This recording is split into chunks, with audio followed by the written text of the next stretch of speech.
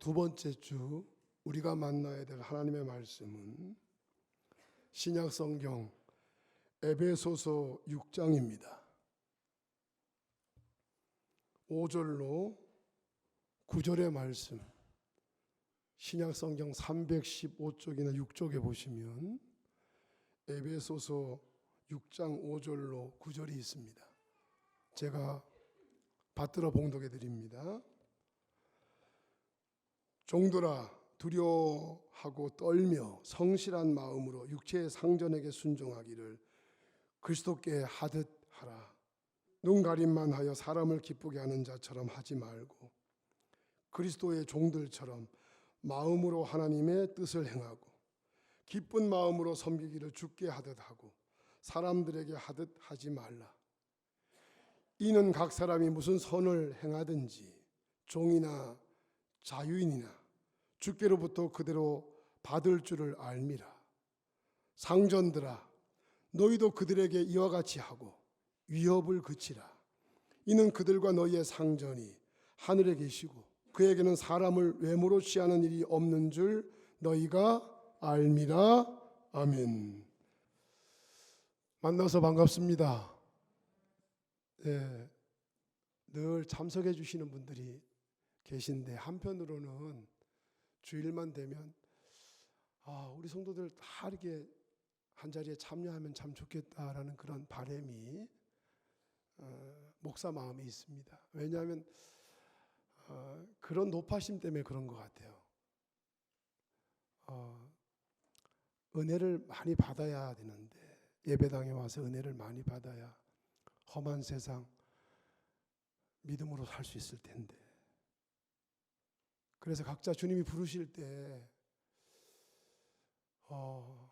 주님 기다렸습니다라고 주님을 맞이할 수 있을 텐데, 그런 목사의 그런 다급한 심정이 뭐 사정들이 다 있겠지.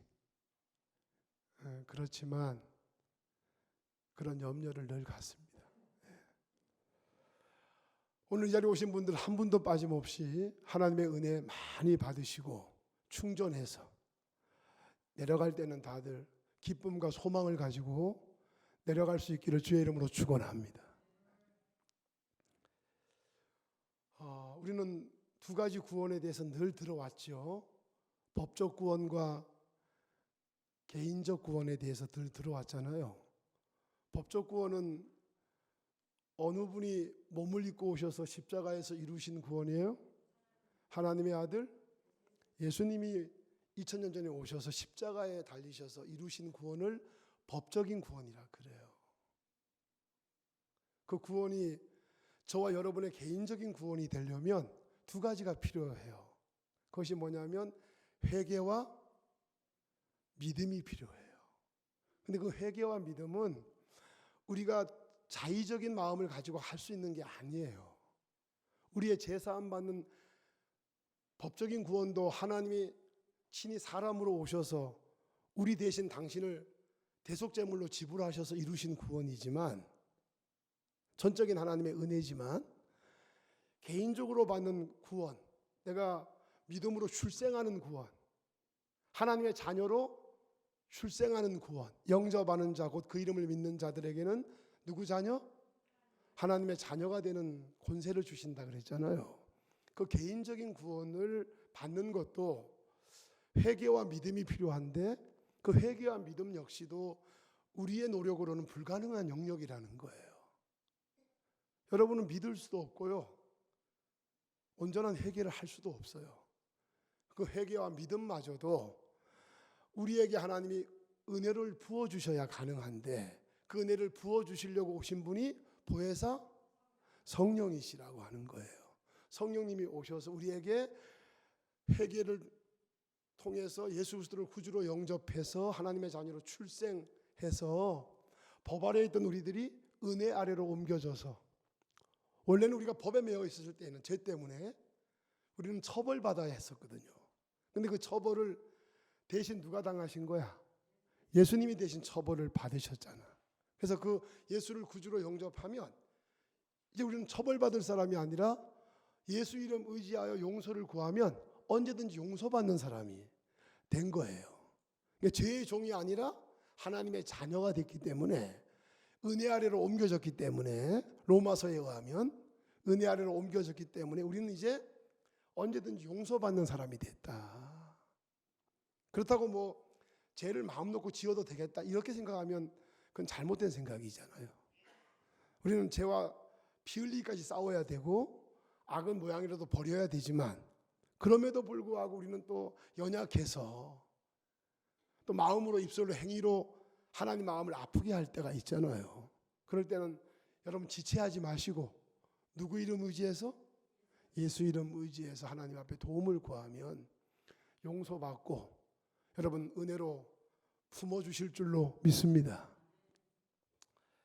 우리는 이 구원관에 대해서 저 여러분들은 계속 나올 때마다 반복해서 들려주는 이유는, 이것은 절대로 놓쳐서도 안 되고요,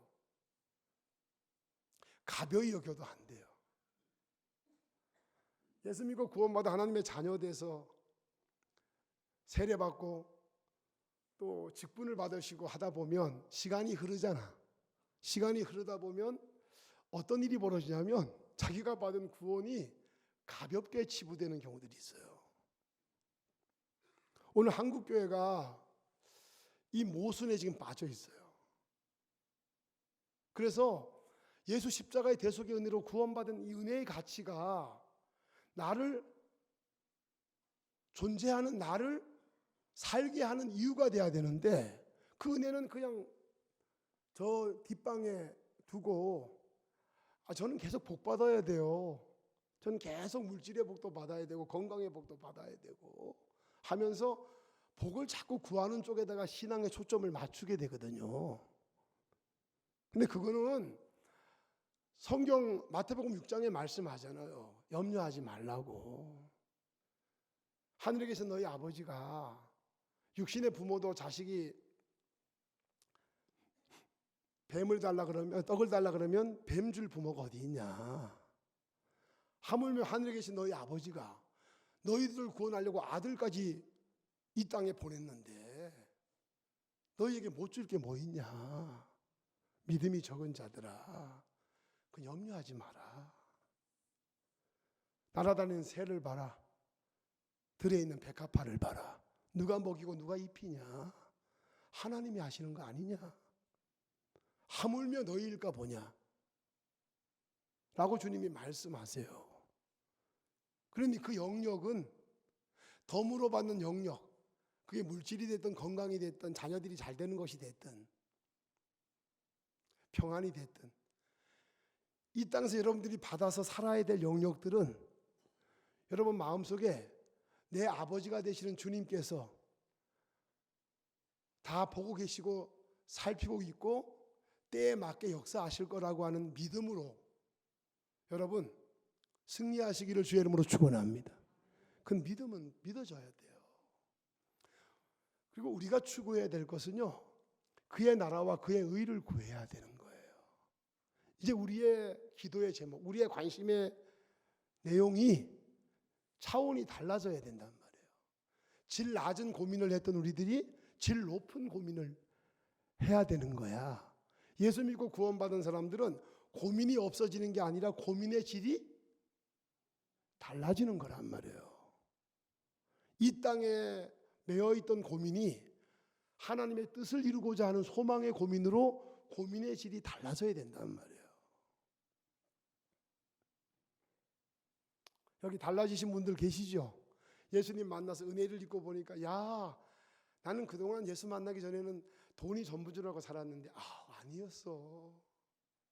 예수 믿고 구원받은 하나님의 자녀는 하나님의 뜻을 이 땅에 이루며 살아야 돼. 하나님의 뜻이 뭘까? 하나님 사랑, 이웃 사랑하라 그러는데, 세상의 빛과 소금이 되라 그러는데, 내가 이제는 그걸 위해 살아야 돼. 하나님, 내가 그렇게 살 수 있도록 도와주십시오. 저에게 은혜를 주십시오. 여러분의 기도의 질이 이렇게 달라질 수 있기를 주의 이름으로 축원합니다. 이 기도의 질이 달라져야 되거든요. 자, 그런데 보세요. 초대교회는요, 복잡했을 것 같아요. 신앙이 아주 심플했을 것 같아요. 여러분이 아는 대로 답변하세요. 초대교회 사도행전 2장에 성령님이 충만히 임해서 태동했던 초대교회부터 성령의 바람이 막 이렇게 휘몰아쳐서 지역마다 교회가 생기고 정말 하나님의 기쁨이 되었던 교회들, 그 교회들의 믿음의 삶은 복잡했을까요? 단순했을까요? 단순했어요. 아주 단순했어요. 그러면 보세요. 인간적으로 보면 삶 자체가 단순하기가 쉬워요, 어려워요? 어렵잖아. 왜냐하면 걱정거리가 너무 많고 염려할 거리도 너무 많고 생각해야 될 것도 너무 많아요. 가정주부만 돼도 대부분의 주부들이 이제 돈 재정 관리하잖아. 주부들이. 재정 관리하는 주부들은 머리가 복잡해요. 그 한정된 금액 가지고 이것저것 다 내고 뭐 이게 하다 보면 남는 게 없어. 근데 또 남편들은 그걸 잘 모르니까 뭐 또 뭐 해달라 뭐 요구하는 게 또 있어요. 그러면 이게 참 머리가 복잡하거든. 그러니까 살아가는 삶 자체가 물질뿐만 아니고 아이를 키우는 것도 너무 쉽지 않아요. 여기 우리 손주들 돌보시는 할아버지 할머니들도 느끼실 거야. 손주들 돌보는 것도 이게 쉬운 게 아니에요. 이 복잡한 게 한두 가지가 아닌 거야. 그러니까 인간적으로 보면 심플할 수가 없어요. 단순할 수가 없단 말이야. 굉장히 복잡해요. 삶 자체가 복잡해. 그런데 아니 그때 그 사람들도 뭐 복잡하지 않았겠어? 인생이 다 똑같이. 근데 그들은 아주 예수 믿고 은혜 받고 성령의 인도를 받았던 사람들은 아주 생각이 너무 단순했어요. 그 단순할 수밖에 없었던 이유가 있어요. 제가 오늘 그 이유를 얘기하려고 그러는 거거든. 그 이유가 뭐였냐면 그들 속에는 신앙 고백이 있었어요. 뭔 고백? 다시 한번 여러분들한테 물어볼 테니까 크게 답변해 보세요. 그들 속에는 뭐가 있었다고요? 신앙 고백이 있었어요. 신앙 고백이 노래로 만들어진 게 있는데 성경에 내가 우리 교인들한테 몇 번 얘기했으니까 아시는 분들 계실 거야. 그들의 신앙 고백을 노래로 만들어 놓은 게 있어요. 그래서 그들이 늘 노래로 이렇게 불렀어요. 신앙생활 하시는 분들이, 초대교인들이. 그걸 이제 바울이 편지를 보내는 중에 그 노래를 담아 놓은 게 있어요. 빌립보서에 2장 5절에 나오는 말씀이거든요. 너희 안에 이 마음을 품으라. 곧 그리스도 예수의 마음이니 그는 근본 하나님의 본체시나 하나님과 동등됨을 취할 것으로 여기지 아니하시고 오히려 자기를 비워 종의 형체를 가지사 사람들과 같이 되시고 사람의 모양으로 나타나사 자기를 낮추시고 죽기까지 복종하셨으니 곧 십자가에 죽으심이라. 이게 초대교인들의 신앙 고백이에요. 여러분, 그들이 했던 신앙 고백이 여러분 이해하기가 어려워요, 쉬워요? 어떻게 쉽죠? 예수님에 대한 고백이잖아. 예수님이 어떤 분이라는 거야? 원래 하나님과 동등한 분이었는데 우리를 위해 사람이 되셨다는 거야. 자기를 낮추시고 뭐 하기까지? 죽기까지 복종하셨으니 십자가에 달려 죽으셨다는 거야. 저와 여러분을 위해 하나님이 사람이 되셔서 나 때문에 고난당하시고 나 때문에 저주받아 죽으셨다는 게 초대교회의 신앙의 고백이고 그 고백이 노래로 쓰여졌던 게 빌립보서 2장 5절 이하에 나오는 말씀이에요. 그 노래를 빌립보서를 편지를 보낼 때 바울이 담아놓은 거야. 근데 이 고백이 초대교인들한테는 너무 삶을 단순하게 만들어 버렸어요. 왜 단순하게 만들어 버렸냐면 그 고백을 마음에 담고 사니까 불평할 것이 있을 수 있어요, 없어요? 원망할 것이 있을 수 있어요, 없어요? 모자람을 느낄 수 있어요, 없어요? 내가 아무리 힘들고 어려워도 그게 어려운 게 아닌 거야. 왜냐하면 내가 주님으로부터 받은 은혜가 너무 작아 커. 너무 큰 거야. 너무 큰 하나님의 은혜가 그 속에 마음에 깊이 담겨 있는 거야. 담겨서 이것이 감격이 되고, 이 감격이 뭐가 되냐? 고백이 되는 거야. 고백이 찬양이 되고. 그런데 이것이 담겨지고 감격이 되고 고백이 되고 찬양이 되도록 그 사람들 개인이 스스로 그렇게 만들었을까요? 은혜를 입었을까요? 누가 임하셔서 은혜를 주셨을까요? 성령님이 임하셔서 은혜를 주신 거야. 절 다 쳐다보세요. 여러분에게 제가 정중히 묻습니다. 불경스럽게 묻지 않고 제가 정중히 묻는다고. 여러분들은 초대교회 같은 이런 감격과 이 은혜를 여러분들은 못 받아봤습니까?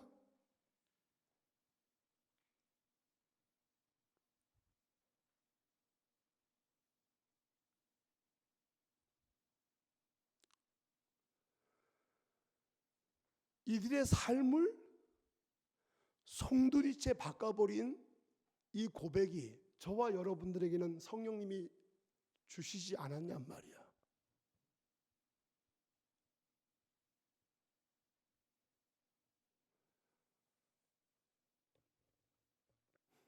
저는 이 감격과 이 고백을 중학교 졸업할 때 받았어요.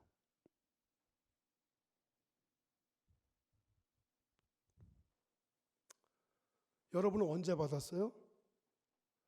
몇 월 며칠 몇 시에 받았는지 이건 묻지 않을게요. 그건 잘못된 거고. 여러분들은 받은 게 기억이 나나? 그런 은혜, 하나님의 십자가 대속의 은혜가 내게 다가와서 나는 너무 불평할 게 많았는데 주님 만나고 보니까 모든 게 감사고 모든 게 기쁨이고, 이제 내가 살아갈 이유는 나를 나되게 하시려고 자신을 사람 되게 하시고 저주의 십자가에 달려 죽기까지 하셨던 주님을 위해, 내가 주님의 뜻을 위해, 주님의 바람을 위해 내가 살아야지 한 이러한 고백, 이러한 감격, 이러한 삶이 저와 여러분에는 한순간도 없었습니까? 저는 그렇게 보지 않아요. 오늘 이 자리에 오신 여러분들에게, 대다수의 많은 분들에게 이게 있었다고 봐요. 물론 없었던 분도 있겠죠, 아직까지. 근데 이 하나님이 사람 돼서 나 같은 것을 위해 십자가에 달려 죽으셔서 내 모든 죄값 지불하셨다, 난 그분의 대속의 죽으심으로 구원을 받았다 라고 하는 이 벅찬 감격이 우리가 나는 너무너무 감사해, 우리 스스로가 이렇게 노력해서 만들어지는 게 아니고 성령의 은혜가 임해야 이게 경험이 된단 말이에요. 이게 경험이 되는 거예요. 어떤 분들은 이 경험을 조용히 하는 분들이 있어요. 말씀을 듣는데 말씀이 와서 이렇게 닿는 경우들이 있어요. 어떤 분들은 교회 핍박할 거리를 찾으려고 예배당에 왔다가 찬송을 듣는데 찬송하는 한 구절이 마음에 와 닿으면서 그 찬송이 그 영혼을 이렇게 변화시키는 경우들도 간증 들어보면 그런 분들도 꽤 많이 있어요. 그런데 예수님을 만나는 그 채널 자체는 다양한데 만나서 누려지는 감격과 고백은 다를까요? 같을까요? 같아요. 다르지 않아요. 초대교회는 그 감격과 고백을 가지고 순교를 했어요. 모든 고난을 감사로 받아들였어요. 자기의 힘든 상황 자체도 불평이 아니고 주님께 받은 은혜에 비하면 제가 받는 이 고통은 아무것도 아닙니다 라고 가벼이 여길 수 있을 만큼 자기 자신에게 큰 영향을 줬어요. 그게 초대교회 성도들의 모습이었고 교회들의 출생이었어요. 우리 한국교회는 안 그랬을까? 그랬어요. 그러면 어떤 일이 벌어지냐? 3대 악재가 그 감격을 가지고 있는 성도를, 교회를 이기지를 못해요. 사탄의 역사도, 인간의 죄성도, 선악과의 미혹도 3대 악재. 이 악재가 교회를 누르지 못해요. 이 감격이 살아있는 교회를 누르지 못하고, 이 감격이 살아있는 목사나 성도들을 누르지 못해요. 그래서 교회 역사를 보면 이 고백이 살아있을 때 교회가 놀랍게 부흥을 했어요.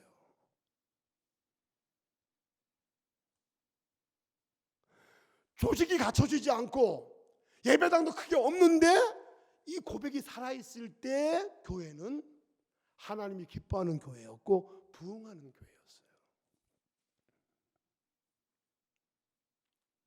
역으로 말씀드리면, 그러면 교회의 역사를 보면 언제 교회가 다 무너지고 망가졌을까? 여러분, 난 물어볼게요. 교회는 외부 세력이 아무리 강해도 무너집니까? 안 무너집니까? 다시 묻습니다. 교회는 외부 세력이 교회를 아무리 억압을 해도 교회는 무너질까요? 무너지지 않을까요? 안 무너집니다. 교회 자체는 외부 세력에 의해서 무너지지는 않습니다. 그러니까 걱정할 거 없습니다. 교회가 어떻게 무너지냐? 교회가 고백을 상실하고 은혜를 상실했을 때 교회는 스스로 무너지는 겁니다.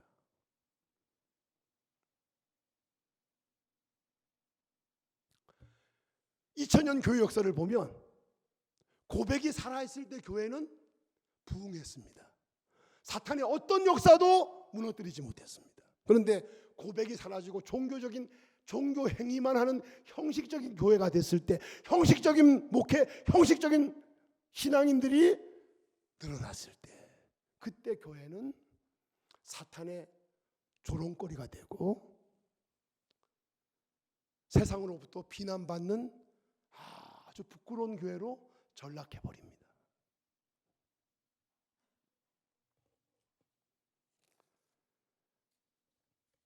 지금 우리 작금의 한국교회의 실상이라고 보시면 됩니다.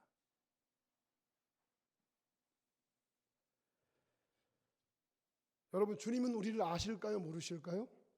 다시 답변. 주님은 우리를 정확하게 아실까요? 모르실까요? 우리를 정확하게 아십니다. 그러니 주님 앞에서는 속일 생각을 꿈에도 하지 마십시오. 주님 우리를 정확하게 아시니까. 우리의 뭘 아실까? 우리는 변덕스럽다는 걸 아실까 모르실까? 아십니다. 우리는 강하지 않고 약하다는 걸 아십니다. 우리는 부족함이 많다는 걸 아십니다. 우리는 성령의 도우심이 아니면 3대 악재를 이겨낼 수 없다는 것도 주님이 아십니다.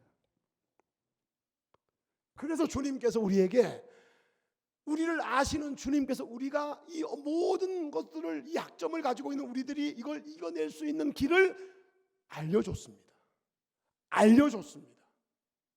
알려주시고 때가 참에 그 뜻을 이루신 줄로 믿습니다. 주님이 어떻게 알려주셨어요? 성령이 너희에게 임하시며 너희가 권능을 받고 예루살렘과 온 유대와 사마리아와 땅끝까지 이르러 내 증인이 될 것이라고. 주님이 우리의 약함 속에 하나님의 영이 임하셔서 우리에게 권능을 주면 우리가 구원받은 감격을 고백할 수 있고, 고백이 살아있으면 모든 악재를 넉넉히 이기고 교회가 부흥할 수밖에 없고 승리할 수밖에 없고 세상에 선한 영향력을 미칠 수밖에 없다는 사실을 우리에게 주님이 알려주셨습니다. 알려주신 게 뭐냐? 성령이 너희에게 임하시면입니다. 갈라디아서 5장에는 성령을 따라 행하면 육체의 욕심을 이루지 않게 될 거다. 너희들이 육체의 욕심을 이길 수 있는 길은 성령을 따라 행하는 것이다. 그래서 에베소서에 뭐라 그랬어요? 술 취하지 말라. 이는 방탕한 것이니 오직 성령의 충만함을 받으라.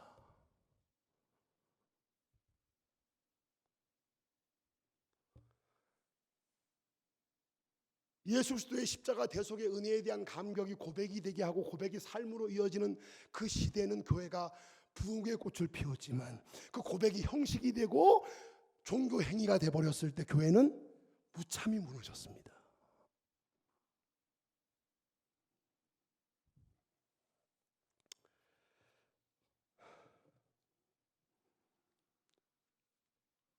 오늘 본문 얘기 이제 마무리 좀 해야 될 것 같죠? 본문 말씀 해야 되니까. 제가 오늘 제목도 뭐예요?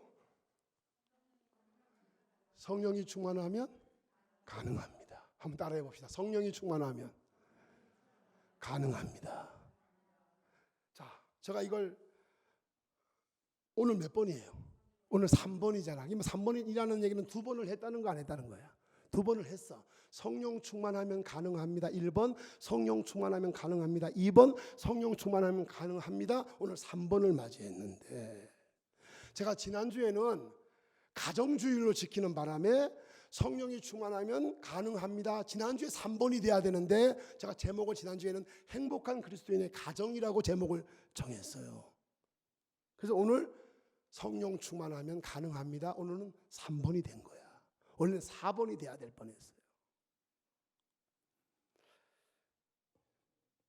왜 그런지를 이제 설명할 테니까 여러분 잘 저를 따라오시면 오늘 은혜가 될 겁니다. 자,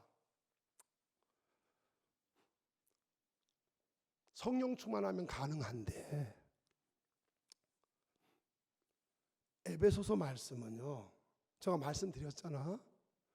성령 충만을 근거로 모든 말씀이 들어있는 거예요. 성령 충만이 배제된 채 부부들 서로 사랑해라, 순종해라 이 말이 아니고 성령 충만함을 전제한 채 부부는 예수님이 교회를 사랑하는 것처럼 사랑하고 교회가 예수님에게 순종하는 것처럼 순종해라 라고 알려준 거고, 부모 자식 관계도, 그리고 오늘 종과 상전 관계도 누구와 결부시키냐? 예수님과 결부시킵니다. 다시 정리합시다. 부부 이야기를 할 때도 누구와 접목시키냐고? 예수님과 접목시키고, 부모 자식의 이야기를 할 때도 누구와? 예수님과 접목시키고, 오늘 종과 상전 얘기하는 것도 누구와? 예수님과 접목을 시켜요. 자, 그럼 이걸 우리가 오늘 해답을 찾으려면 조금 정리할 게 있어요. 자, 부부는 아내는 남편에게 복종하고 남편은 아내를 자기를 내어주신 같이 예수님이 사랑하라 그러잖아. 제가 이 얘기하면서 이거 인간적으로 쉽다 그랬어요? 어렵다 그랬어요? 어렵다 그랬잖아요. 안 된다 그랬잖아. 근데 안 되는 걸 하나님 말씀하실 리는 없단 말이야. 될 수 있으니까 이런 말씀을 하신 거거든. 근데 인간적으로는 안 돼. 근데 될 수 있으니까 이 말씀을 하신 거야. 어떻게 이해할 거야?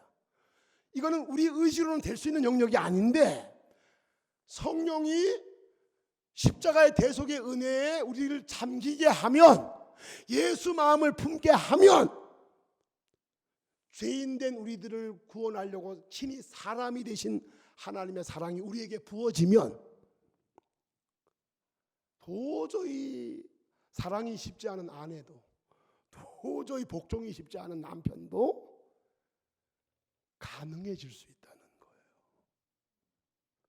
사람의 영역이 아니라 하나님의 은혜에 우리가 잠기면 가능해질 수 있다는 거예요. 자, 부모 자식도 하나님 부모 자식에게는 본능을 줬어요, 안 줬어요? 부모에게는 자식에 대한 내리사랑의 본능을 줬고, 자식에게는 부모에 향한 그리움이라는 본능을 줬어요. 여러분 이거 잊으면 안 돼요. 부모 자식은요, 하나님이 주신 기본적인 선물이 있어요. 부모는 자식을 놓으면 사랑이 그냥 가. 할머니는 그 다음, 할아버지 그 다음이야. 자기 엄마 아빠가요 훨씬 사랑해요, 자식을. 내가 우리 딸을 보면 그걸 느낄 수 있어요. 우리 손주 예뻐하거든요. 근데 우리 딸이 훨씬 더 자기 아들들을 좋아하는 것 같더라고. 그게 그냥 생기는 거야. 부모가 되면 그냥 생기는 거야. 하나님이 주시는 은혜란 말이야, 은혜. 본능적인 사랑인 거야. 자, 그런데도 자식 사랑하기가 쉬워요, 어려워요? 그런 사랑을 갖고 자식을 돌보는데도, 하나님이 주신 선물을 가지고 본능적인 사랑 가지고 자식을 돌보는데도, 키우는데도 자식 제대로 키우기가 어려워요.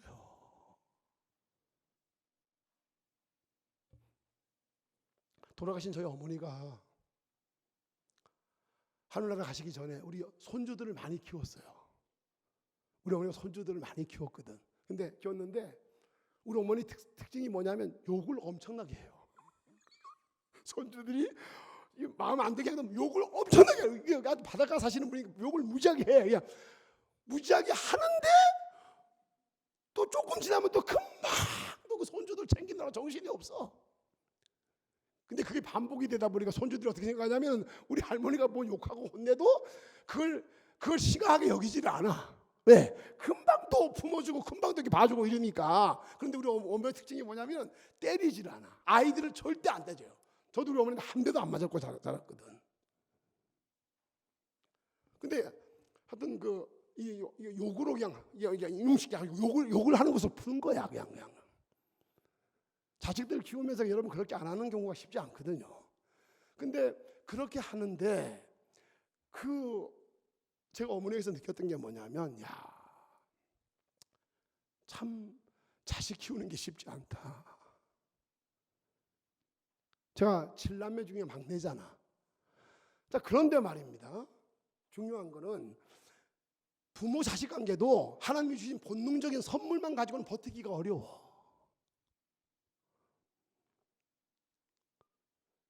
주님의 사랑으로 자식을 대하고 주님의 은혜를 입어서 부모님을 대하면 그 본능의 선을 넘어설 수 있는 줄로 믿으시면 아멘 하십시오.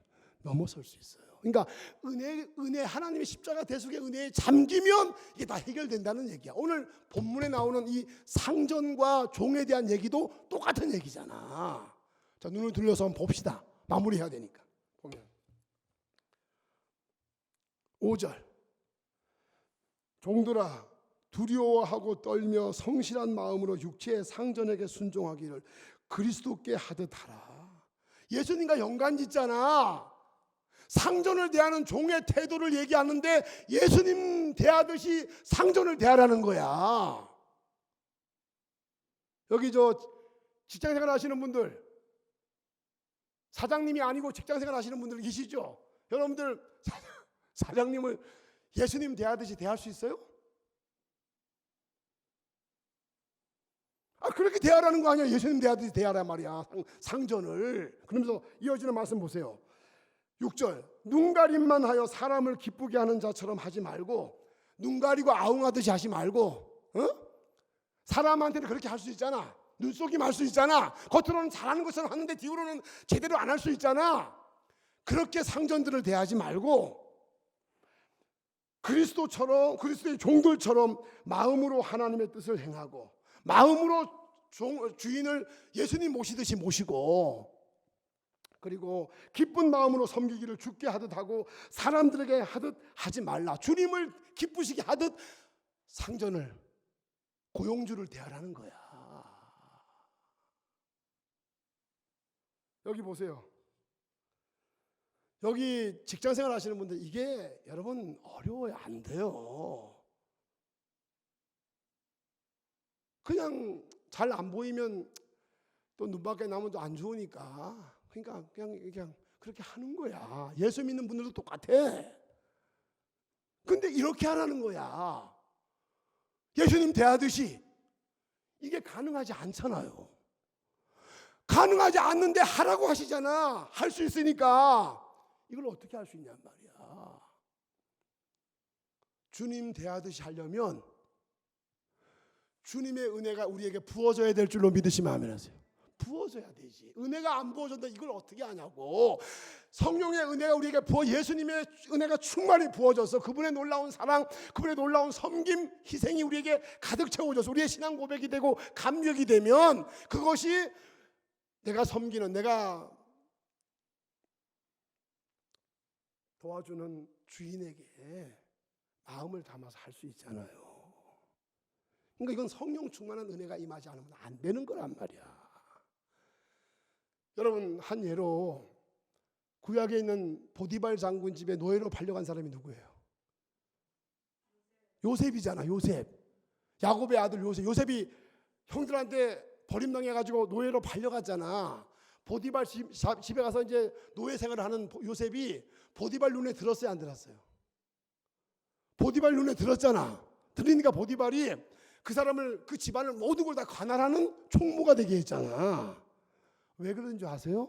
여러분, 왜 그런 줄 아시냐고. 요 말씀 그대로야. 요셉이 그냥 일반적인 종처럼 행동한 게 아니야. 하나님에게 은혜를 입고 변화받은 다음에 하나님의 은혜가 그에게 넘쳐나니까, 하나님과 늘 교통하고 하나님의 은혜가 이 은혜를 받으니까 그가 자기 주인 보디발을 대할 때 주님 대하듯이 한 거야.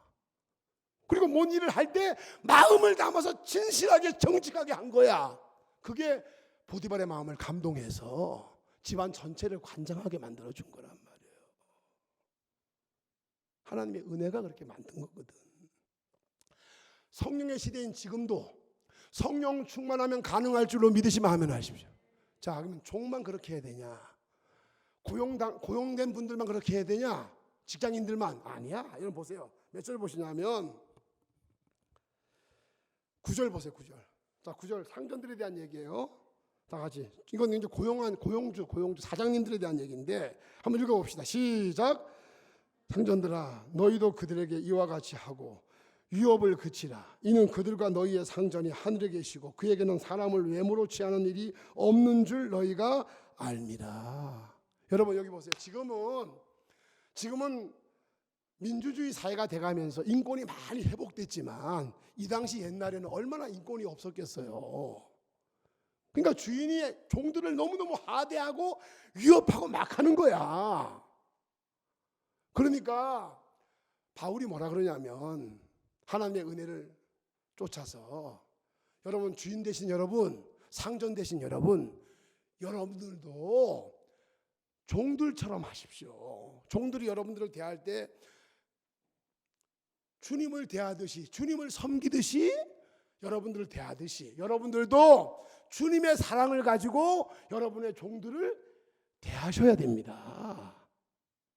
주님의 사랑으로. 자, 그 얘기를 여보세요. 9절 다시 보세요. 상전들아, 너희도 그들에게 뭐같이? 이와 같이란 말이 그 얘기잖아.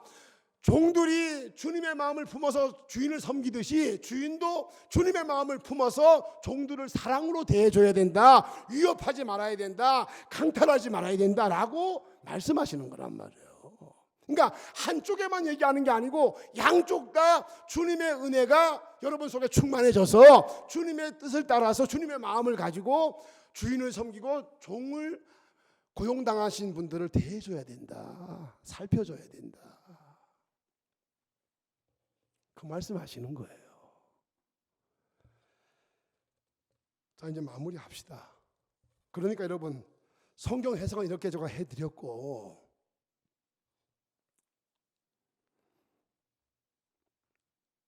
우리의 모든 주인이든 종이든 상전은 누구예요? 오늘 9절의 말씀, 우리 모든 사람들의 상전은 누구예요? 하나님이시잖아.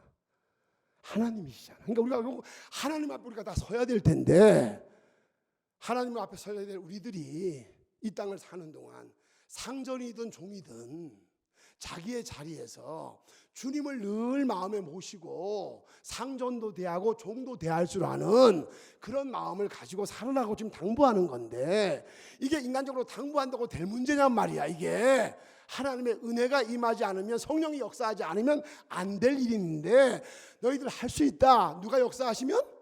성령이 역사하시면 할 수 있다. 그걸 전제하고 이 말씀을 하신 거란 말이에요. 힘으로 능으로 안 돼. 성령의 은혜로만 가능한 줄로 믿습니다. 그래서 여러분, 우리 다 주님 앞에 몇만 달란트 탕감받은 사람들이요? 성경에 1만 달란트 탕감받은 얘기 나오죠. 예수님이 자, 주인한테 여러분 1만 달란트는 그 돈이 얼마나 큰 돈이냐면 여러분 계산이 안 되는 돈이야. 1만 달란트. 그러니까 빚을 갚을 수 없는 빚을 주인이 불쌍하니까 뭐 해줬어? 탕감해줬어. 탕감해준 건 예수님이 우리를 뭐 해서? 십자가에 달려 죽으심으로 우리의 모든 값을 지불해 주신 줄로 믿으시면 아멘 하세요. 그 십자가에 죽으신 은혜를 1만 달란트라고 얘기하는 거야. 그 탕감 받았잖아요. 탕감 받았잖아. 그러면 예수님으로부터 1만 달란트, 갚을 수 없는 빚을 예수의 십자가의 죽으심으로 탕감을 받은 게 저와 여러분들이란 말이야. 상정과 종들이고 부부고 부모와 자식이란 말이에요. 그럼 이 탕감을 받았으면 보세요. 그 탕감의 은혜를 잊어버려야 돼, 안 잊어버려야 돼?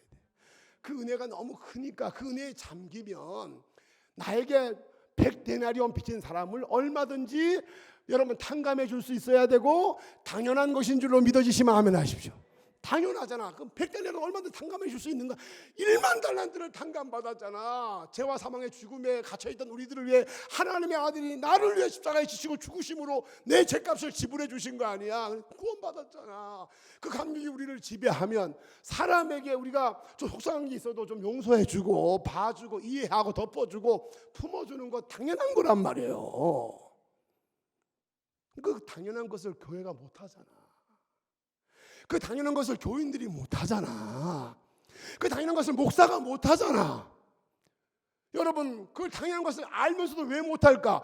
아는데 능력이 없는 거야. 능력이 그렇게 품어주고 안아줄 능력이 우리에게는 없는 거야.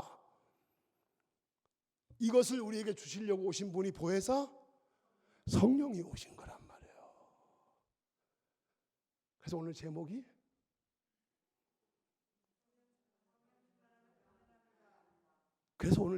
성령 충만하면 가능합니다예요. 여러분 안 돼. 여러분과 저는 죽었다 깨도 주님 말씀에 순종하지 못해. 온전히 못 살아. 이렇게 살 수가 없어. 근데 성령이 충만하면 가능하단 말이에요. 따라합시다. 내게 능력 주시는 자 안에서 내가 모든 것을 할 수 있습니다. 성령의 은혜가 내게 임하면 우리는 할 수 있습니다. 그러니 부탁드립니다.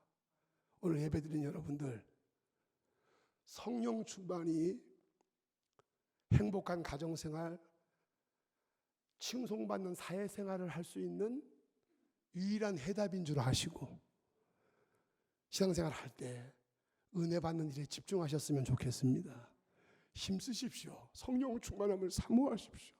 그래서 성령님이 여러분들을 감동해서 할 수 없는 것을 하게끔 하는, 예수 닮는 삶을 살아가게끔 하는 그런 저와 여러분 될 수 있기를 주님의 이름으로 축원합니다. 기도하겠습니다.